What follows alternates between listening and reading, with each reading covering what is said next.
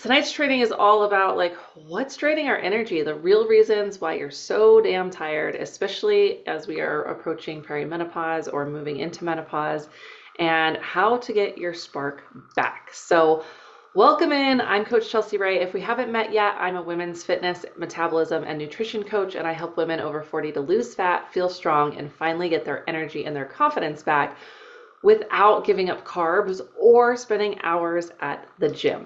Now, before we dive in, I want to get real about something that I've heard over and over and over again from clients, from friends, and honestly, something I've even felt myself is like, why am I so tired all the time? Like, you technically slept, you're trying to eat better, you're moving when you can, you're not doing anything wrong, yet your body feels like it's like running on fumes. Sound familiar? Hand raised, yes.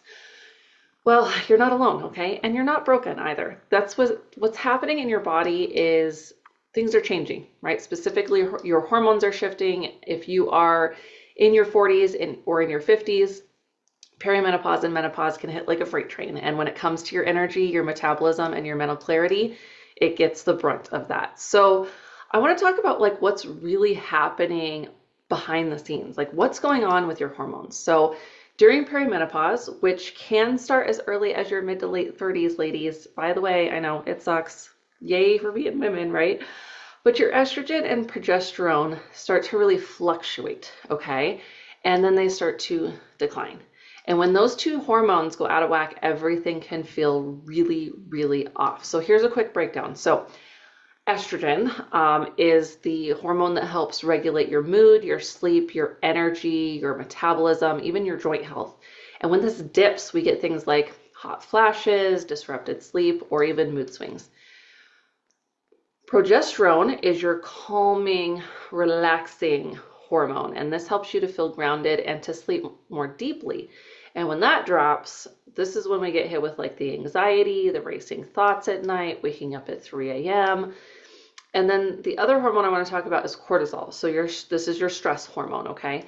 If you're constantly like running around, overcommitted, people pleasing, or holding on to emotion, it really starts to build up, right? And when our cortisol stays high, you're just exhausted, you're inflamed, you crave sugar, and you more easily store belly fat. And then we have insulin. So hormonal shifts can make you more insulin resistant, which means your blood sugar is just all over the place. And that can be that crash that you feel about 2 p.m. when you are just like hitting the wall and you just like kill for something sweet or have another cup of coffee, right?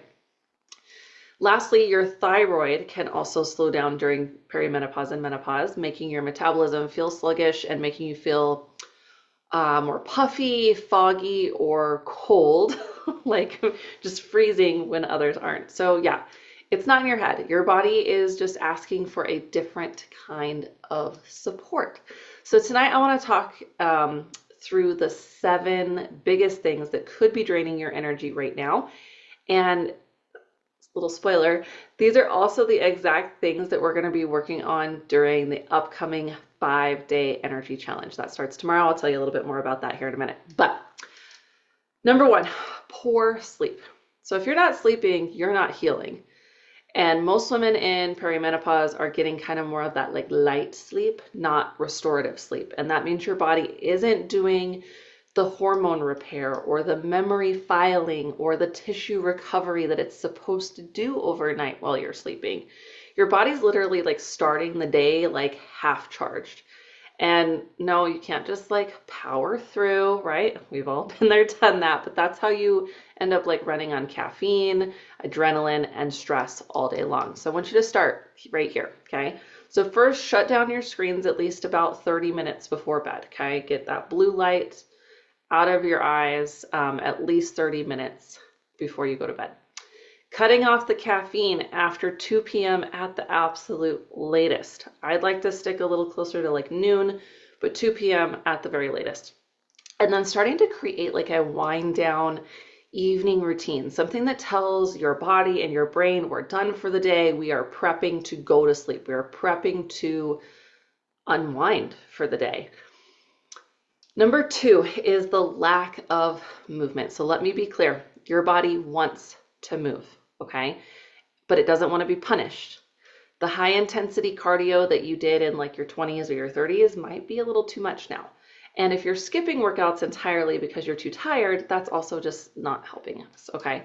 So instead, I want you to think like gentle but consistent. So things like walking, a strength training routine somewhere between like 2 to 3 times a week.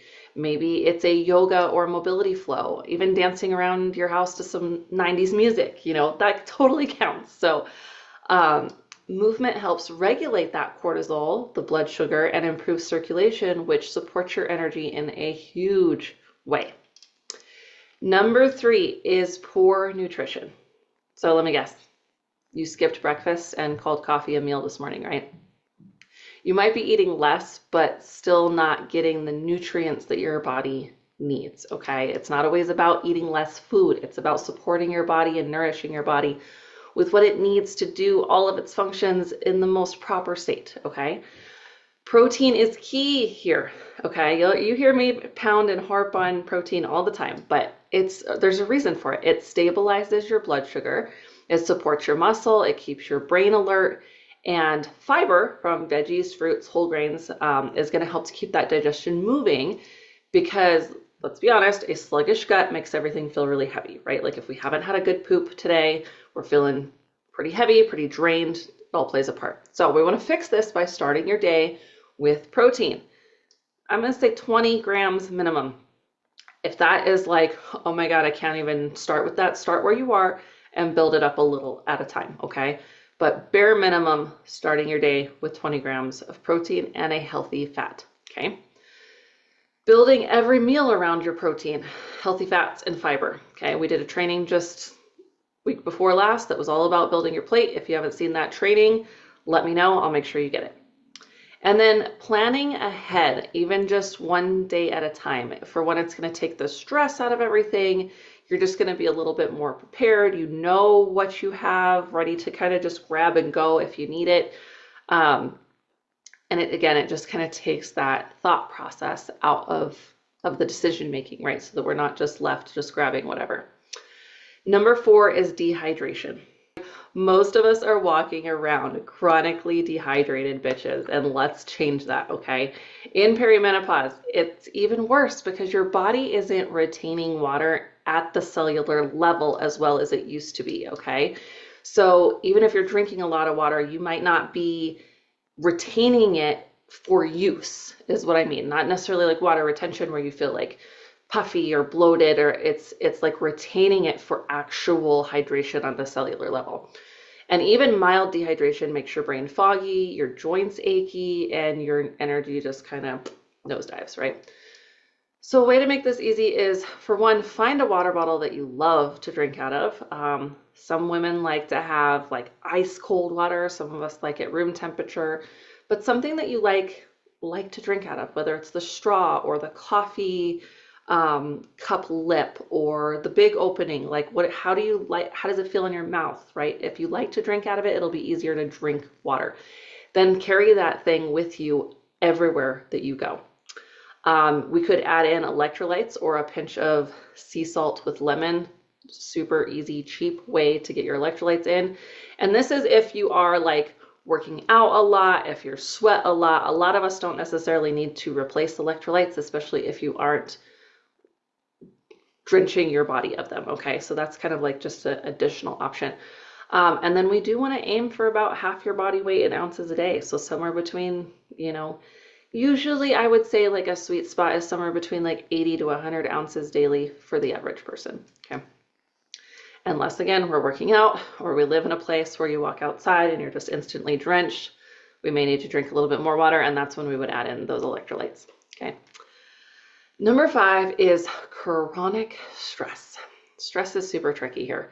So you might not feel stressed, but your body could be holding on to it. So, maybe you're a caregiver, maybe you're running a business, maybe your job is super demanding. Maybe you're overcommitting to family stuff or saying yes when your body's screaming no. That low hum of constant pressure can really burn you out. So we need to regulate our nervous system on a regular basis. So thinking like 5 deep breaths before you eat, or taking box breathing breaks throughout the day. So box breathing is you breathe in for 4, you hold for 4, you breathe out for 4, you hold for 4. Now, if you start to feel hyperventilating or out of breath, just do a couple rounds and you will get better at it as you go. But you'll really notice how your nervous system starts to kind of regulate out. Journaling before bed. So even just 5-10 minutes of brain dumping all of the stuff that's in your head so it's not racing at night while you're trying to go to sleep, right? Just brain dump it right before you go to bed. And then those of you that have been around me for a while, you know, we love that legs up the wall pose, okay? It is like one of the best ways to bring that cortisol level down and just, again, regulate that nervous system. And then saying no and protecting your peace. No is a full sentence. If you really don't want to do something, if you don't want to commit to something, if something doesn't sit right with you, you can say no, okay? We got to stop people pleasing here. This is our health that we need to be more concerned about. So protect your peace, okay? Number 6 is caffeine reliance. So I love my coffee too, okay? Don't get me wrong, but we have to respect it, okay? And for those of us that aren't coffee drinkers, this goes across the board for caffeine across the board, okay? So too much caffeine or caffeine too late in the day. Again, I had mentioned cutting it off at 2 p.m., preferably before noon. It's going to keep that cortisol high. It ruins our sleep. It also makes hot flashes worse, and it can trigger our anxiety, okay? What's that meme like? Like I'm fast and shaky. I forget the meme now. I'll have to find it, but it's like something about like coffee makes me super fast. My anxiety might be up here, but I'm super, super fast, right? So a simple shift is to stick to that coffee before noon, 2 at the absolute latest, switching over to herbal tea or decaf after that time. And then notice like when you're reaching for caffeine, is it out of habit or is it out of actual fatigue and like trying to get that little jump start for the rest of the day? Number 7 is the lack of natural light. Sunlight is medicine. Seriously, like get out, especially if you can do it first thing in the morning.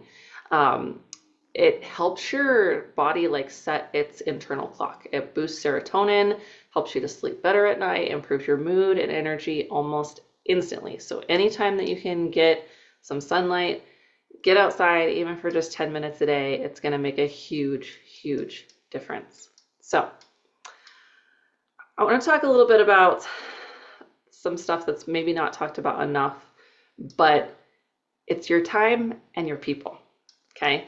So overcommitting can be an energy vampire. Saying yes to everything and everyone when you're already stretched so thin, that stresses your nervous system really, really hard. And the more you do it, the more cortisol you're producing, even when it's not actual physical stress. So poor boundaries leak your energy. And while we're here, let's talk about like our environment too. Like, are you constantly around negative people? Are you in circles where everyone complains, but maybe nobody changes? That impacts our nervous system too. So you need people around you who respect your goals, your growth, and your limits. And that's why community matters so much. And that's exactly why I created the Move, Nourish, Empower community, where you guys are seeing this live right now. This is what this is for. This is meant to be a group of women that respect your goals, that cheer on your growth, and also just like respect where you are in your journey. And you need that community to lean on and support you in life, period, right? So here's the thing. You don't need to overhaul like your entire life with these tips. You just need to take some small daily steps that support your body. And this is why I want to invite you to join me for the 5-day energy challenge. We're going to start this tomorrow. Each day I'm going to go live and I'm going to give you a powerful but simple daily habit, the why behind it, because when you understand, you are going to actually do it. And then you're going to get some real support and accountability from me, from the other women in this community, just helping to lift you up and support you. And at the end, I have a very special energy cheat sheet to help you just kind of keep the momentum going. So We start tomorrow, Monday, April 14th, totally free, happening here in our community. So, yeah, I hope you found some value in today's training, short and sweet. More importantly, I hope it gave you permission to stop blaming yourself for feeling tired, scattered, or off. It's not about our willpower or pushing through. It's not about doing more. It's really about supporting your body in this phase of life in a way that actually works with your hormones, not against them, okay?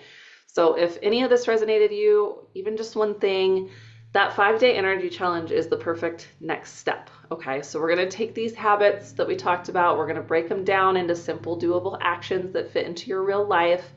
No fluff, no overwhelm, just real support, real change, and a whole lot of women cheering you on. So if you're ready to stop dragging through your days and finally feel like yourself again, just join us. Comment below or DM me the word energy and I'll make sure that you're in. So let's make it a great rest of our week, and thanks for joining me.